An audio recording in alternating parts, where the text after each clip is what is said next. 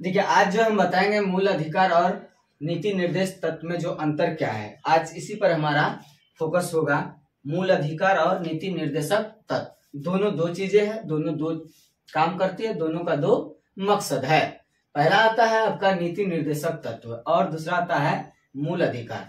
मूल अधिकार में जो होता है कार्य इसे यूएसए से लिया गया, अर्थात इसके जो लेने का काम है ये अमेरिका से लिया गया है, जबकि नीति निर्देशक तत्व का काम जो है यह आयरलैंड से लिया गया। आयरलैंड भी जो है इसे खुद नहीं बनाया, बल्कि आयरलैंड कहाँ से लिया था?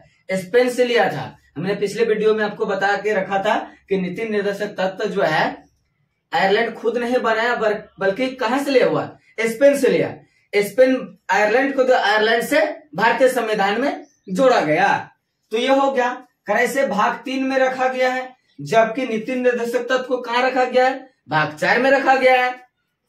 करे यह नैसर्गिक होता है, यह नैसर्गिक नहीं होता है। दोनों में ये सब अंतर कंपेरिजन किया गया है। यह जन्म से मिल जाता है और बाद में मिलता है। यह सरकार के लागू करने से मिलता है। सरकार चाहे तो कर सकते, सरकार नहीं चाहे तो न कर सकते, ये बातें होती हैं।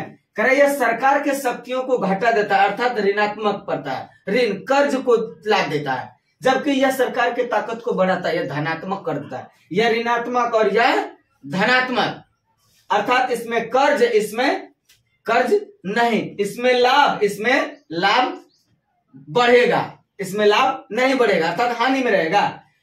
करा वह न्यायालय द्वारा परिवर्तनीय बाद योग होता है, जबकि यह न्यायालय द्वारा परिवर्तनीय बाद योग नहीं होता है। और जो है मूल अधिकार मुख्य रूप से जो होता है वह प्रति व्यक्ति के लिए होता है और यह खास करके व्यक्तिगत होता है, जबकि नीति निर्देशक तत्व सामूहिक होता है। तो आप यहां लिख सकते हैं यह जो है मुख्य रूप से व्यक्तिगत होता है और इसमें क्या होगा? यह सामुदायिक होता है या सामूहिक होता है, सामुदायिक होता है। ये जो कानून लागू होगा किसी खास व्यक्ति के ऊपर किया जाएगा, उस पीरियड पर गुंडा, मवाली, नक्सलवादी, नक्सलाइट उस पर, लेकिन यह कानून जो लगाया जाएगा सबके ऊपर, ताकि इस कानून के अंतर्गत सबका नजरिया रहेगा और सबको इस पर रहना ही है।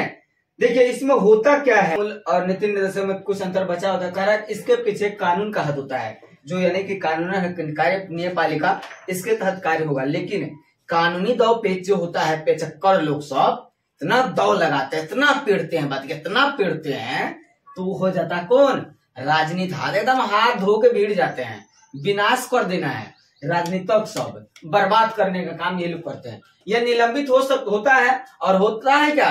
कर ही दिया जाता है, जबकि इस पे निलंबित नहीं होता है। अब आता मूल कर्तव्य। मूल कर्तव्य जो है कहा कि इसे 42वां संविधान संशोधन कब हुआ था? 42वां संविधान संशोधन 1976 में जोड़ा गया था।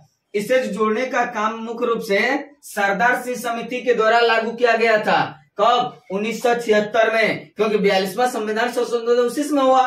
करा इसे न मानने पर कोई दंड का प्रावधान नहीं, जिसको माने माने, न माने न माने, जाए होकर काम है, कहीं जाए, कोई जरूरत नहीं है। इसे भाग 4 का क और अनुच्छेद 51 में रखा गया है, ऐसा नहीं कि कहीं रख दिया है। इस पे और भी बातें है।